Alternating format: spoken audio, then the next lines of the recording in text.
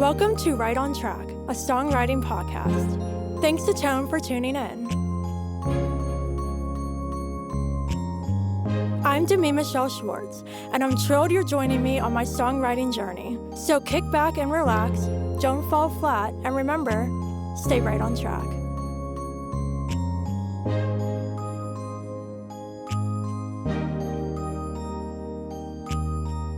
Hello, welcome back to Right on Track. Joining me today is a wonderful guest I cannot wait to have a conversation with. Please welcome Queeva. Hey, how are you? I'm doing great. How are you doing? I'm fantastic. I'm so excited you're joining me on the show today. We have lots to chat about. But first, I would love for you to share a little about yourself and how you got started in music. Well, thank you so much for having me on the podcast. Absolutely. And I guess where it all started for me with music was I grew up listening to country music because of my dad. And at the time, it wasn't really something that was popular with my friends, but I always just had a really strong love for it. And I loved listening to Dolly Parton growing up. I mean, I knew all of her songs. And from that point on, I started to listen to Taylor Swift as I got a bit older, and then I thought it was so cool how she was able to write her own music and inspire young girls like me to kind of share their own message. And so I first stepped into a recording studio when I was 9 years old with Jamie O'Neill, and that was when I wrote my first song. And it was kind of just something that I did for fun. But after that, I think I realized that I had a very strong love for creating and writing my own music and just being in the studio and creating. So I guess that's where it all started for me. That's awesome. So when you recorded when you were 9 years old, were you excited? Were you nervous? What were the emotions like for you? You know, I actually can clearly remember the day that I got there, surprisingly, and I remember just feeling super excited because I had never even been in a recording studio ever, and it was just something that I had always dreamed about doing, and having that opportunity was just something that I was extremely excited for. And I think that being a kid, you kind of don't really think about the negative sides of things, and all that I really could think about was how excited I was. Yeah, I was just gonna say that I feel like because you were so young, you had that childhood wonder versus Yes. I started recording when I was in college, right after I graduated college. So it was a very different experience. I was so nervous. It took me a really long time to get used to it.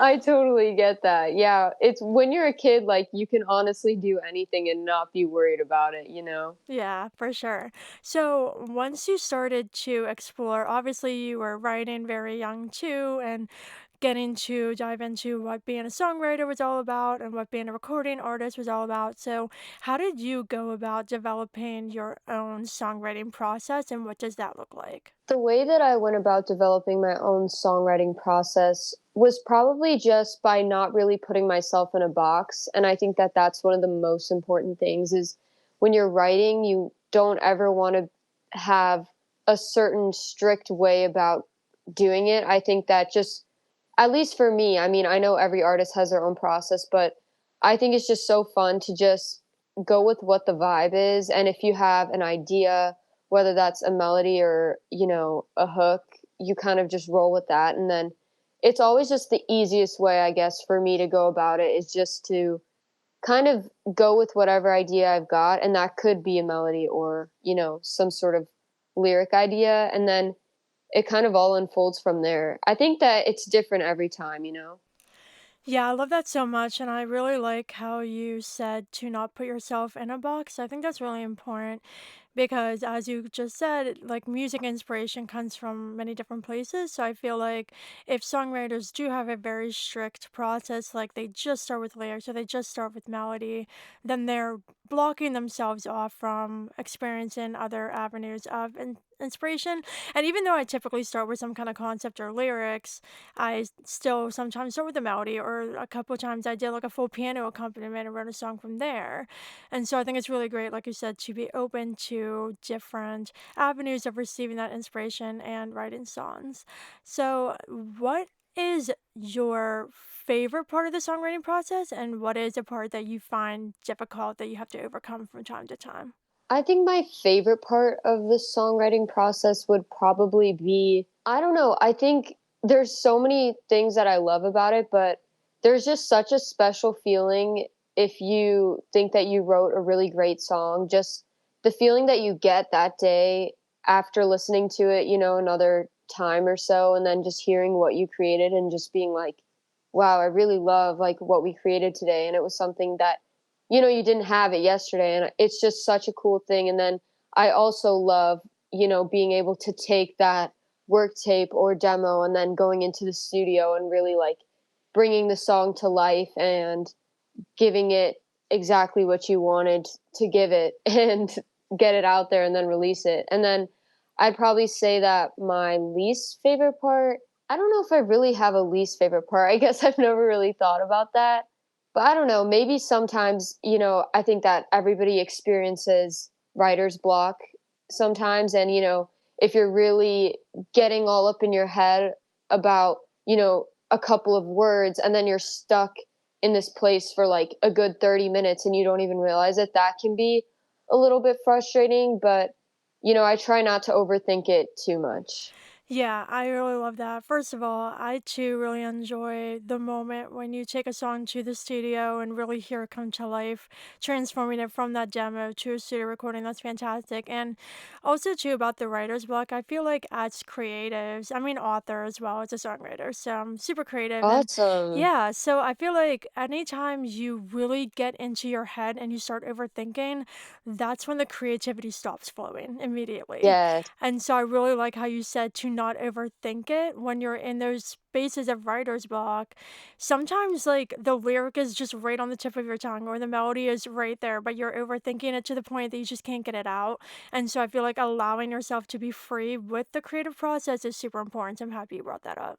So, you also do a lot of giving back through music, through musicians on call, playing for the elderly at homes and in children's hospitals as well, which I think is fantastic. So, what inspired you to start doing this? I think I was inspired to start doing this just because, I feel like music is something that so many people can relate to. And it's something that it's beyond words. It can really hit the heart. And it's just such a special thing. And I think that being able to just share that with people and hopefully maybe bring them some joy to their day and just take some of the time that you have to kind of just hopefully brighten somebody else's day. I think that's just such a it's just such a fun thing to do and it makes me happy. And I also just love meeting people. And I feel like I'm really lucky to be able to sing and have the platform that I do. And so just being able to kind of try to give back and hopefully make somebody else's day better, I think that that's just a really fun. And I'm so grateful that I'm able to do that. Yeah, I love that so much. And I actually, when I was in college originally, before I changed my major, I was a music therapy major. And so I did some of the music through like a very clinical mindset. I think I did a child, like a teenage psychiatric ward I played at. I did an intellectual disabilities facility, and a couple others. And from the clinical standpoint, it just wasn't for me, but I really enjoyed just getting to play for them. And like you said, it's brightening somebody else's day and being the light and maybe their darkness. So I really, really love how you do that. And I definitely want to try to do that more just from the space you're doing it, not from a very, clinical profession standpoint. I think it's Right. really great how artists like you like give back through that way because you are very busy. Artists are so busy, all the things as an independent, and like the fact that you take time out of your busy life to do that is absolutely fantastic. Thank you. Yeah, absolutely. So now I definitely want to chat about your new single, Be So Lucky. So, what was the inspiration Yes. behind this? Be So Lucky, I wrote with Luke Gage and Alex Angelo, and we were kind of just talking about, wanting to write a more, I was definitely on the vibe of wanting to write a more up tempo and kind of a happy song. And it was fitting for the place that I was in my life at the time. And so I really wanted to do something positive. And so I remember Luke mentioned something. I'm pretty sure he actually came up with the Be So Lucky idea. and I just loved the idea right off the bat, and we kinda just started working from there, and Alex was producing it, and he did such a great job, and it all really came together pretty quickly, I would say, and I remember leaving that session feeling, like, so excited to release the song because it just has a great vibe to it. Yeah.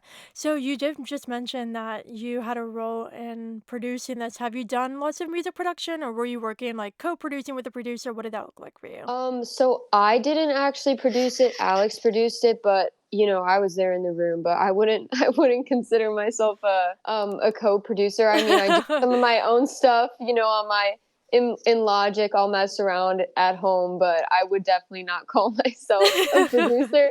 I mean, maybe my, comments and my edits on, like, and my input, sure, but definitely not a producer yet.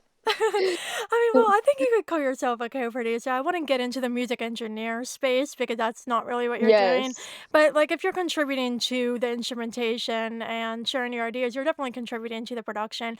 And I think it's really great how you were working with somebody who allowed you to contribute because my producer does as well. And it's been really great. Like when I started, I had no clue. I had no idea anything about recording or anything like that. And so it was him just like doing everything. But it was really fun for me to like have that evolution and get to a place where I'm basically co-producing my stuff and sharing ideas and laying down the instruments and sharing, mix ideas and all that. So it's really, really fun when you get into that space. What do you think one of your favorite moments from that session was? Man, that's a great question. I think that one of the coolest parts for me was when we came up with this little hooky section after the chorus that I really liked. And it just, I don't know, I guess that was just a moment where I was like, okay, like, I think this is going to be a really cool song. So it just was super catchy. Yeah. No, I love when those unexpected magical moments happen in the studio. That's fantastic. For sure. So, what do you hope listeners take away from this song when they listen to it? I hope that they can feel good in some way and that the music can make them feel something. That's always my goal with my songs. And I hope that they can relate to it in their own way. And hopefully, this song can kind of be used as like just a little pick me up if you're feeling down, I guess, because it's got a fun vibe to it. So I hope that they can listen to it if they're ever feeling down and feel good, you know? Yeah, absolutely. Yes, we always Yeah. need feel good songs. Yes, exactly.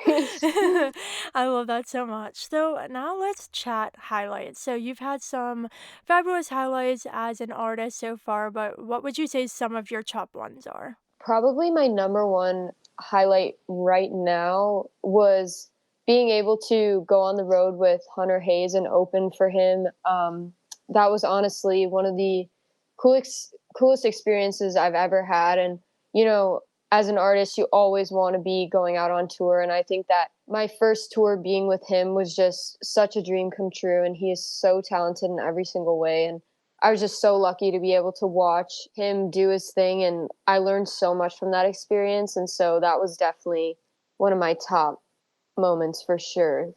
That's fantastic. So, more on the touring.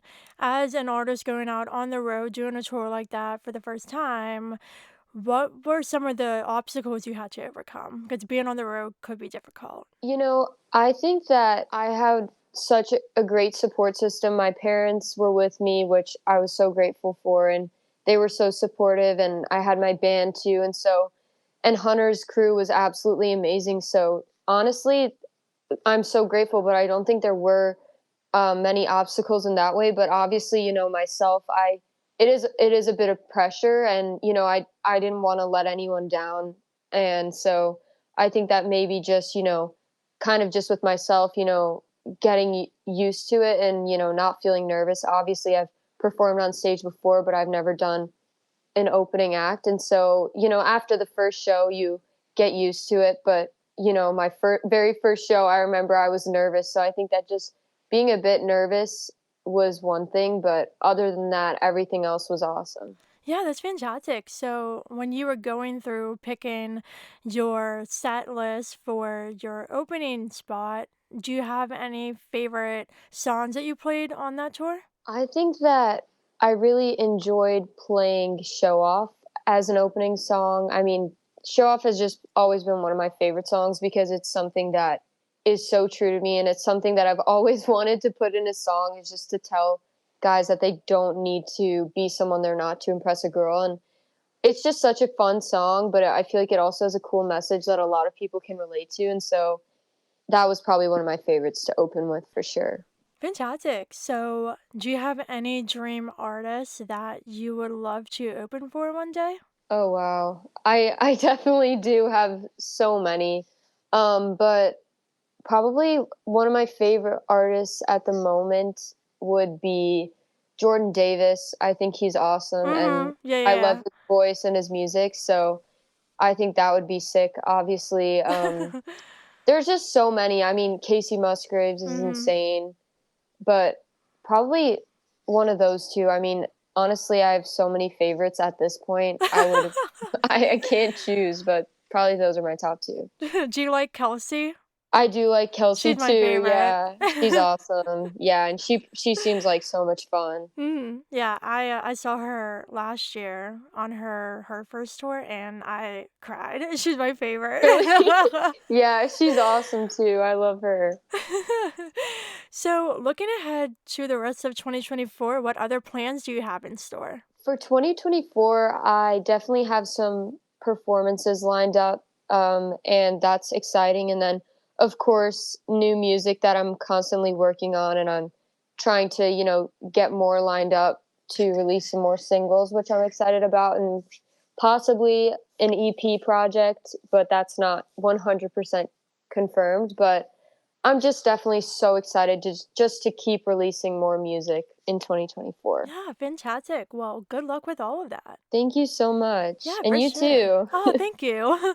So, Of what course. advice do you have for any songwriters who are just getting started on their journeys? My advice would be to just stay true to who you are, and no matter what other people may tell you or what their opinions may be, I think that it's really just important to always stay true to what you believe in and what you wanna say, and not follow what other people tell you to do, because that just takes away from the creativity and how special the music can be. So I think it's just, yeah, I think just staying true to who you are, and also just never give up, because it can get tough and it can be discouraging. And, sometimes it might seem like it's easier to quit if you're not reaching your goals and in this amount of time that you had planned. But I definitely think just stay true to who you are and never give up, because you'll never know if you just give up. Yeah. Perfect. Yeah, I feel like I just listen to myself talk. That's usually what I say. Yeah, I think Well, twins. authenticity is so important because I feel like For now more than sure. ever, because there are so many songwriters and artists, independents going out there and trying to do the whole music thing, the best way to stand out is to be yourself. So I love that and not giving up. I completely agree with that too. And just recognizing as well that not every day is going to be a great one, and you will have some months that are fantastic and you're doing all the things, and then you'll have low moments too. But that's just a part of life in general as well. And so, just not giving up, keep Yes. going. And at the end of the day, remember your love for music because that's why you're doing this in the first place. You love music. And so, I think as long as you hold on to that passion, you will be able to stay motivated and keep chasing those dreams. 100%. Totally agree. Fabulous. Well, Queeva, it was a total joy having you on the show. Could you please share with everyone listening where they can find you online and check out your music? Yes. Well, first off, thank you so much for having me on the Absolutely. show, Danny. This was so much fun. Yeah. And all my social media platforms are at Queeva Music. So it's just Queeva. Awesome. I love that. So, is there a story behind the stage name? Yes. So my actual name is an Irish name, and it's spelled Caoimhe, but it's pronounced Queeva. So I had to change the spelling because it was just way too confusing. Like, looking at the original spelling, it is nothing like what is pronounced. So I just changed the spelling for my stage name. Oh my goodness, I'm so Yes. happy I asked because I was so interested because it's such a cool name. Like when I saw your name, I was like, oh, that's cool. Thanks. There must be a story. And there's a story. Thank you. Yeah, it's so funny because some people I've came to my, like, I've showed up to events before and they're expecting Queeva as some sort of band and it's just me and they're like, "Wait, I thought this was a band name." And I'm like, "No, it's just me." I love that so much, oh my goodness. Well, it was a delight having you on the show. Thank you so much for having me. Yeah, absolutely. And listeners, I hope you enjoyed this chat with Queeva. And of course, until next time, Stay stay right right on on track. track.